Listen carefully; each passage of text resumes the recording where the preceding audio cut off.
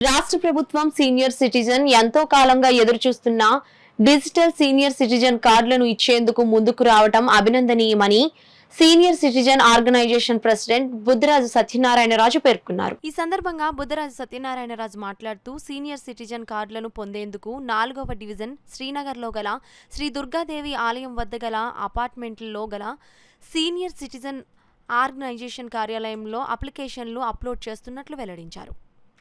ఈ యొక్క కార్డులోని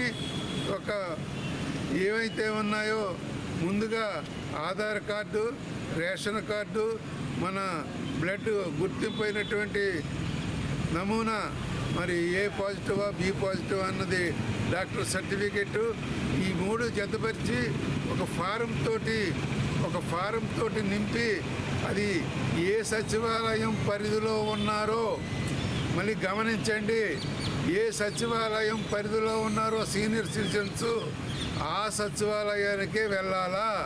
ఆ సచివాలయానికి వెళ్ళిన తక్షణమే 5 నిమిషాల్లో మీకు కార్డు అందుబాటులోకి తీసుకురావడం చాలా అభినందనీయం. మరి ఈవేళ 4వ వార్డులోనే వెళ్ళిన వెంటనే 5 నిమిషాల్లో మరి కుమార్ గారు, మరి కంప్యూటర్ ఆపరేటర్ కుమార్ గారు వెంటనే ఇవ్వడం వారికి కూడా అభినందనీయం.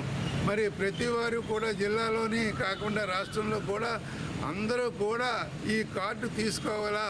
ఎందుకంటే రేపు వచ్చే ప్రతి విషయానికి కూడా సీనియర్ సిటిజన్స్కి రావాల్సిన రాయితీలన్నీ కూడా ఈ యొక్క కంప్యూటర్ కార్డు మీదే ఆధారపడి ఉంటుంది. కాబట్టి ప్రతివారు ఇదివరకు గతంలో ఉన్నటువంటి మేనేజర్ కార్డు కాకుండా కంప్యూటర్ కార్డు అందరూ కూడా తప్పనిసరిగా తీసుకోవాల్సిందిగా కోరడమైనది.